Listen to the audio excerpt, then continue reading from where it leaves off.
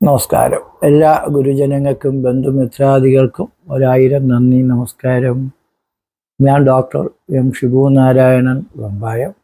ഈ ചാനൽ കൂടി നിങ്ങളെല്ലാവരും സബ്സ്ക്രൈബ് ചെയ്യണം. വില പിടിച്ച നിർദ്ദേശങ്ങൾ, ഉപദേശങ്ങളൊക്കെ മാർക്ക് ചെയ്യണം. ഇടവക്കൂറുകാരുടെ വേഴ മാറ്റത്തെക്കുറിച്ചാണ് പറയാൻ പോകുന്നത്. കാർത്തികയുടെ മുക്കാൽ ഭാഗവും രോഹിണി മൊത്തവും മകയിരത്തിൻ്റെ പകരി, അങ്ങനെ 2.25 നക്ഷത്രമാണ് ഇടവക്കൂർ. എല്ലാ രാശിക്കും 2.25 നക്ഷത്രമാണ്. മേഷാശി പ്രഥമ നവർഷചരണേ ചക്രസ്ഥിത രാശയ എന്നാണ്. മേഷ അശ്വി, മേടം മുതലും അശ്വി നക്ഷത്രം, അശ്വതി നക്ഷത്രം മുതലും പ്രഥമമായിട്ട് ഒന്നായിട്ട് കൊണ്ട് നവർഷചരണേ 9 ചരണങ്ങൾ, 9 പാദങ്ങൾ, അങ്ങനെ കാർത്തികയുടെ മുക്കാൽ, രോഹിണി 1.25, മകയിരത്തിൻ്റെ പകുതി, അങ്ങനെ 2.25 നക്ഷത്രമാണ് ഇടവക്കൂർ. ചക്രസ്ഥിത രാശയ എന്നാണ് വരാഹ വിരാജാര്യ രാശി ചക്രത്തി നക്ഷത്രങ്ങളെ നിർണയിച്ചിരിക്കുന്ന ഫലം പറയണം. ഇപ്പോൾ ഇടവക്കൂറുകാർക്ക് വേഴം 3-ലാണ് മാറുന്നത്. ഇതിൻ്റെ ഇടയിൽ കൂടെ 4-ലും കൂടെ വരും. പിന്നെ വീണ്ടും 3-ലാണ് നിൽക്കുന്നത്. 2026 6-ാം മാസം 2-ാം തീയതി മുതൽ വേഴം 3-ലാണ് വരുന്നത്. 2026 10-ാം മാസം വരെ അവിടെ നിന്നിട്ട് പിന്നെ അത് 4-ലേക്ക് വരും. പിന്നെ 2027 ജനുവരിയിൽ വീണ്ടും 3-ൽ വരും. 2027 6-ാം മാസം 26-ാം തീയതി വീണ്ടും വേഴഗ്രഹം 3-ൽ നിന്നും മാറി 4-ൽ വരും. അപ്പോൾ ഇങ്ങനെയാണ് ഈ വർഷത്തെ വേഴ മാറ്റം. അപ്പോൾ വേഴം 3 വരുന്ന സമയം നമുക്ക് വളരെ ഗുണം കിട്ടൂല, ചെറിയ ഗുണങ്ങൾ കിട്ടുമെങ്കിലും ബാക്കി കുറവ് ഉള്ള ഘട്ടവും ഈശ്വരാനുകൂല്യ കുറഞ്ഞ ഘട്ടമാണ്. കാരണം ഈ വേഴനെന്ന് പറയുന്ന ഗ്രഹം സർവേശ്വരാണാം ഗുരു, സർവ ഈശ്വരൻ്റെ അനുഗ്രഹം സിദ്ധിക്കപ്പെടുന്ന ഒരു ഗ്രഹമാണ് വേഴൻ.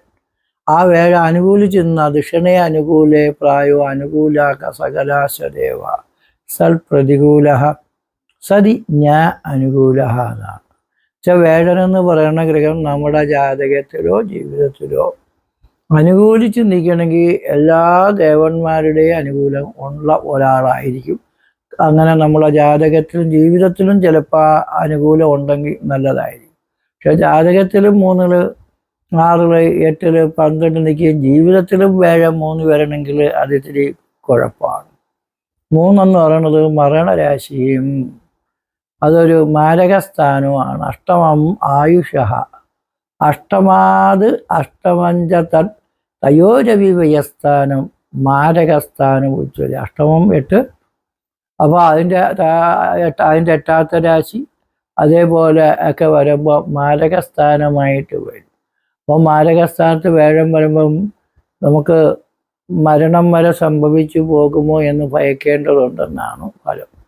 കാരണം എന്താണ്? ചന്ദ്രസ്തു നൂതനം പ്രാപ്തോ സപ്തമം ബുധലോഹിതോ ദ്വാദശം ഭാസ്കര ഷഷ്ടം ഭൃഗുപുത്ര സമാശ്രിതേ തൃതീയം ദേവ മന്ത്രിജ രാഹുകേതു ശനീശ്വരാഹ ജന്മസ്ഥേ പ്രാണസന്ദേഹം. അപ്പം 3-ൽ വേഴം സഞ്ചരിക്കുന്ന കാലവും രാഹുകേതുക്കൾ ജന്മത്തിൽ സഞ്ചരിക്കുന്ന കാലവും പ്രാണസന്ദേഹം കുറുവന്തേ തേന സംശയ, ഒരു സംശയവും വേണ്ട. അപ്പോൾ വേഴം 3 നിൽക്കുന്നത് കൊണ്ട് സാഹസ പ്രവൃത്തികൾ ചെയ്യണം, എല്ലാവരും സൂക്ഷിക്കണം. അത് വണ്ടി ഓട്ടിക്കണം, സൂക്ഷിക്കണം. വീണ് കൈകാലൊക്കെ ഓടിയും അപകടങ്ങൾ ഉണ്ടാകാൻ ചാൻസ്. പിന്നെ മരത്തിൻ്റെ മണ്ടയിൽ കയറുന്നവർ, വേരപ്പുറത്തൊക്കെ നിന്ന് ജോലി ചെയ്യുന്നവർ, ഈ കെട്ടിടത്തിൻ്റെയൊക്കെ നിർമ്മാണ പ്രവർത്തനത്തിന് കെട്ടിടത്തിൻ്റെ മുകളിലൊക്കെ നിന്നായിരിക്കും ചിലപ്പോൾ എൻജിനീയർമാരും വർക്കേഴ്സൊക്കെ ജോലി ചെയ്യണത്. പാലത്തിൻ്റെ മണ്ടയിൽ ജോലി, അവരൊക്കെ ഒന്ന് ശ്രദ്ധിക്കണം. അവരൊക്കെ വളരെ സുരക്ഷാ ക്രമീകരണങ്ങൾ പാലിച്ചുകൊണ്ട് മാത്രമേ അവർ ചെയ്യുന്ന ജോലികൾ ചെയ്യാവൂ. അതേപോലെ ഈ മെഷീനറിയൊക്കെ കൈകാര്യം ചെയ്യുന്ന ആൾക്കാർക്ക് ഓരോ പാർട്സുകളൊക്കെ കൊണ്ട് വെച്ച് കൊടുക്കുമ്പോൾ ശ്രദ്ധയില്ലാതെയൊക്കെ ചെയ്യണമെങ്കിൽ കൈയൊക്കെ മുറിഞ്ഞു പോകും. അപ്പോൾ അങ്ങനെ അപകടം പതിയിരിക്കുന്ന ഒരു ഘട്ടമാണ്. അതുപോലെ പെട്ടെന്നുണ്ടാകുന്ന അസുഖങ്ങൾ, അസ്വസ്ഥതകൾ, അറ്റാക്കുകളൊക്കെ ഉണ്ടാകുന്ന സമയമാണ്. അതുകൊണ്ട് വിഷ്ണുവിനെ അങ്ങ് മുറുകെ പിടിച്ചോണം. ശ്രീരാമാദ്യ അവതാര വിഷ്ണുവിന് 10 അവതാരങ്ങളുണ്ട്. മത്സ്യം, കൂർമ്മം, വരാഹം, നരസിംഹം, വാമനൻ, പരശുരാമൻ, ശ്രീരാമൻ, ബലരാമ, ശ്രീകൃഷ്ണൻ, കൽക്കി. അങ്ങനെ ദശാവതാര മൂർത്തികളെയും പോയി ഒന്ന് കണ്ട് ഭഗവാനെയൊക്കെ പഠിച്ചു നിൽക്കണം.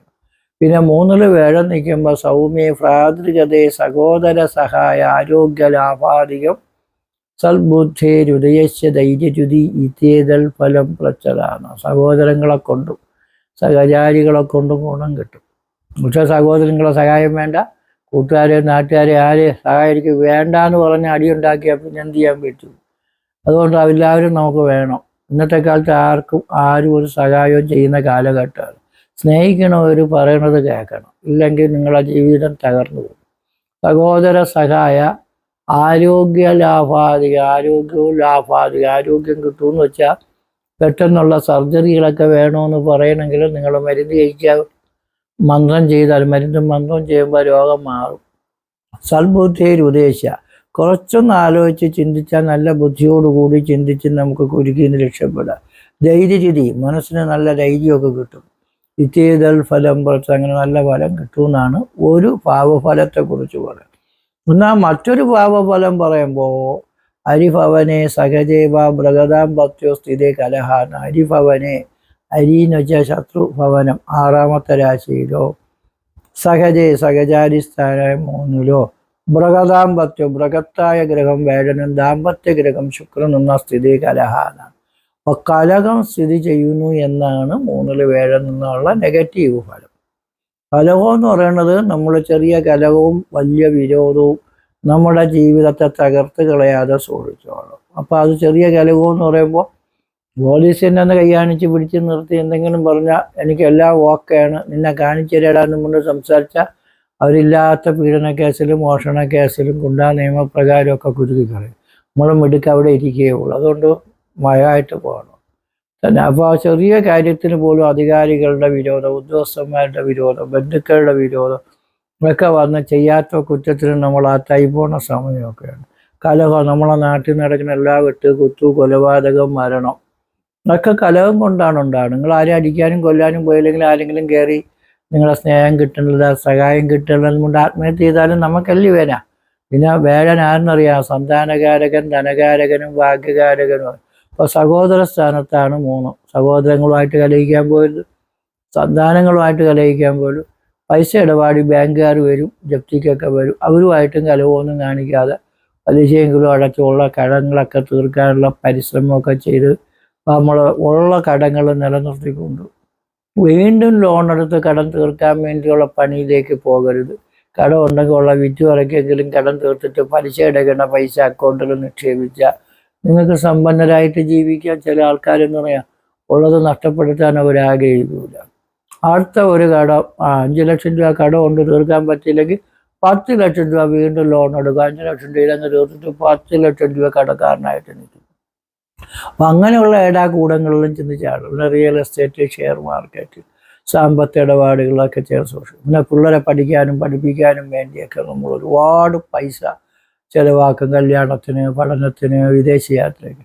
അങ്ങനെ ഒരുപാട് റിസ്ക് ഒന്നും കൊടുക്കേണ്ട. നമ്മളെ നാട്ടിൽ ഇന്ത്യക്കകത്ത് നല്ല പഠന സൗകര്യങ്ങളും കാര്യങ്ങളും കോളേജുകളും ഒക്കെ ഉണ്ട്.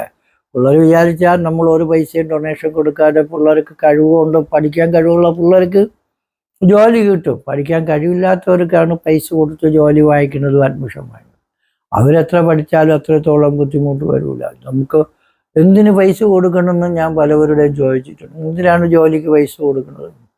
അത് ഒരുപാട് തവണ PSCയും മറ്റ് ടെസ്റ്റുകളും ഇൻ്റർവ്യൂവിനൊക്കെ കിട്ടിയില്ല. അതുകൊണ്ട് ഞങ്ങൾ പൈസ കൊടുത്ത് ജോലി. ഒരു PSC ടെസ്റ്റ് പോലും പാസ്സാവാൻ കഴിവില്ലാത്ത പിള്ളേർ ഒരു ജോലിക്ക് പഠിപ്പിക്കാനപ്പോൾ എങ്ങനെയായിരിക്കും നല്ല രീതിയിൽ വരണതെന്ന് നിങ്ങളൊന്ന് ആലോചിച്ച് നോക്കണം. അത് ഡോക്ടർമാരായിരുന്നാലും അധ്യാപകരായിരുന്നാലും പറയേണ്ടുന്ന കാര്യം ഞാൻ പറയണ്ടേ. എന്നാലും വിരോധം തോന്നുമെങ്കിലും കാര്യമാണെന്ന് നിങ്ങൾക്ക് ചിലപ്പോൾ മനസ്സിലാവും. പിള്ളേരുടെ ഭാവി സുരക്ഷയ്ക്ക് വേണ്ടിയാണെന്ന്. അങ്ങനെ അച്ഛനമ്മമാരും മക്കളുടെ ഭാവി നന്നാക്കാൻ വേണ്ടി കാണിക്കണ വേലത്തരങ്ങൾ കാണിച്ചാൽ നമുക്ക് സഹിക്കാൻ പറ്റൂല. മനസ്സിലായോ? കാരണം നമുക്ക് പലവരുടെയും കാര്യങ്ങൾ അറിയാം. എൻ്റെ കൊച്ചിനെ എത്രയും പഠിപ്പിച്ചതേ അവിടുത്തെ വീട്ടുവേലയ്ക്ക് വേണ്ടിയല്ല എന്ന് പറഞ്ഞ് കൊച്ചിൻ്റെ ഉരുപ്പടിയും കയ്യിരിക്കുന്ന വസ്തുവും എല്ലാം വിറ്റുവിലയ്ക്ക് ഏതെങ്കിലും ഒരു സ്കൂളിൽ കൊണ്ടുവന്ന് പൈസ മൊത്തം കൊടുത്തിട്ട് നിസ്സാരമായ ശമ്പളത്തിൽ ജീവിക്കുന്ന എത്രയോ ആൾക്കാരെ എനിക്കറിയാം. അപ്പോൾ അവൻ്റെ വിവാഹം പോയി. കാരണം വെച്ചാൽ ഭർത്താവുമായിട്ട് ജീവിക്കുന്നത് അവർക്ക് കിട്ടുമല്ലോ. അവർക്ക് പഠിപ്പിച്ചത് ജോലിക്ക് വേണ്ടിയാണെന്ന് പറഞ്ഞ് ജോലി മതി എന്ന് പറയും, ബന്ധം വേണ്ടാന്ന് പറയുന്നവരുണ്ട്. അപ്പോൾ അതൊക്കെ നല്ലൊരു ഭർത്താവ്, നല്ലൊരു ജോലി, നല്ലൊരു ജീവിതമൊക്കെ കിട്ടണമെന്ന് എല്ലാവരും ആഗ്രഹിക്കുന്നത് തെറ്റില്ല. പക്ഷെ നല്ലൊരു ജീവിതം തകർത്തുകൊണ്ട് ഒരു കുറഞ്ഞ ശമ്പളത്തിനൊരു ജോലി എന്ന് പറഞ്ഞ് വാശി പിടിക്കുന്ന അച്ഛനമ്മമാരുണ്ട്. അങ്ങനെ പിള്ളേരുടെ ജീവിതം നല്ലതാക്കാൻ വേണ്ടി ശ്രമിച്ച് സ്വന്തം ജീവിതവും പിള്ളേരുടെ ജീവിതവും തകർത്ത് കളയരുത്. ഇങ്ങനെയുള്ള സമയങ്ങളിലൊക്കെയാണ് ഈ പണികളൊക്കെ നമുക്ക് ചെയ്യാൻ തോന്നിപ്പോണം. പിന്നെ അത് കഴിയുമ്പോൾ 4-ല് വേഴം വരും. 4-ല് വേഴം വരുമ്പോൾ പൂർവിക സ്വത്തുവകകളൊക്കെ കിട്ടും. കേസ് വഴക്കിലൊക്കെ ഒരു അനുകൂലം വരും. ഇടവക്കൂറുകാർക്ക് എല്ലാവരുടെ സ്നേഹമുള്ളവരാണ്. കാർത്തിയായിരുന്നാലും രോഹിണിയായിരുന്നാലും ഈ സ്നേഹം കൂടി വരുമ്പോഴാണല്ലോ ഭയങ്കര വിരോധം ഉണ്ടാവണം. സ്നേഹം കൂടുമ്പോഴാണ് വിരോധം ഉണ്ടാകുന്നത്. ഞാൻ ഒരു ഫ്രണ്ട്സിൻ്റെ സ്നേഹം കൂടുമ്പോഴോ അല്ലെങ്കിൽ പോലെ ലവറുടെ ഒരു ഫ്രണ്ട്സിൻ്റെയും സ്നേഹം കൂടുമ്പോൾ വൈഫ് കരവിച്ചു. അപ്പോൾ ആ വൈഫിനെ സ്നേഹിക്കുമ്പോഴത്തേക്ക് ലവർ പോവും, ഫ്രണ്ട്സ് പോകും. അപ്പോൾ എല്ലാവരും വേണമെന്ന് വിചാരിക്കുന്ന ഒരു കാലഘട്ടത്തിൽ ജീവിക്കുന്നവർ മിക്ക ആൾക്കാരും. അപ്പോൾ അവർക്ക് അവരും വേണം ഇവരും വേണമെന്ന് പറഞ്ഞാൽ ജീവിതമേ പോയി. അതുകൊണ്ട് നിങ്ങൾ സ്നേഹിക്കണവരെ സ്നേഹിച്ചോ. ഫ്രണ്ട്സിൻ്റെ കൂടെ ആണെങ്കിൽ അങ്ങനെ, ലവറിൻ്റെ ആണെങ്കിൽ അങ്ങനെ, വൈഫിൻ്റെ അങ്ങനെ, ഭർത്താവിൻ്റെ അങ്ങനെ ജീവിതം. എല്ലാവരും വേണമെന്ന് വിചാരിക്കുന്ന ആഗ്രഹം നല്ലതാണെങ്കിലും സമൂഹത്തിൽ പാരകളും ശത്രുക്കളും ജീവിതത്തെ തകർത്തയും പ്രശ്നമൊക്കെ ഉണ്ടാകും. അപ്പോൾ അതുകൊണ്ട് എന്നും കേസും വഴക്കും ഓടക്കും അപവാദവും ഒക്കെ നിറഞ്ഞതാണ് ഇടവക്കൂറുകാർക്ക്. കാരണം പൂർവൈഹി ബന്ധു ധനാത്മജർ വിരഹിത എന്നാണ് ഇടവരാശിയുടെ ഫലം പറയുന്നത്. പൂർവ്വ ബന്ധുക്കളും ധനങ്ങളും സന്താനങ്ങളും എല്ലാവരും വിരഹിതം. എല്ലാവരും ഉണ്ട്, ചെല്ലാടും ഇല്ല എന്ന് പറയുന്നത്. അപ്പോൾ ആ കാലഘട്ടമാണ് ഇപ്പോൾ. അതുകൊണ്ട് നമുക്ക് കലവിച്ചിരുന്നവരൊക്കെ സ്നേഹിച്ച് വരാൻ തയ്യാറെടുത്തിരിക്കുന്ന സമയമാണ്. അപ്പോൾ അതുകൊണ്ട് കേസും വഴക്കും മാറ്റി. പൂർവിക സ്വത്തുക്കളും കേസിലും വഴക്കിലും ഒക്കെ കിടക്കണമെങ്കിൽ അവരുള്ളത് തരാമെന്ന് പറഞ്ഞാൽ അത് മതി എന്ന് പറഞ്ഞു കേസ് ഒത്തുതീർപ്പാക്കി കിട്ടണത് വാങ്ങിച്ച് രക്ഷപ്പെടാൻ ശ്രമിക്കുകയും ഒത്തിരി വാശിയും അക്രമവും അഹങ്കാരവും കുറയ്ക്കുകയും ചെയ്താൽ നമുക്ക് നല്ലതായ സമയം നമുക്ക് 4-ല് വേഴം വരുന്ന സമയത്ത് നല്ലതാകും. അതുകൊണ്ട് ഈ വേഴം മാറ്റം നിങ്ങൾക്ക് 3 നിൽക്കുമ്പോൾ ഒത്തിരി പ്രയാസങ്ങളും അസുഖങ്ങളും തടസ്സങ്ങളും ഭാഗ്യതടസ്സങ്ങൾ വെച്ചാൽ ഒരു ഓട്ടിനും ഒരു മാർക്കിനും ഒക്കെ ആയിരിക്കും നമുക്ക് ക്ലാസ് റാങ്ക്, ഡിസ്ട്രിക്ട് പ്ലസ്, സ്ഥാനലാഭം, അധികാര ലാഭങ്ങളൊക്കെ നഷ്ടപ്പെടും. ഒരു അധികാരം കിട്ടിയാൽ നമ്മൾ ചെയ്തതും പറഞ്ഞതും ശരിയല്ല എന്നുകൊണ്ട് ആളുകൾ കുത്തിത്തള്ളിയിടുന്ന സമയമാണ്.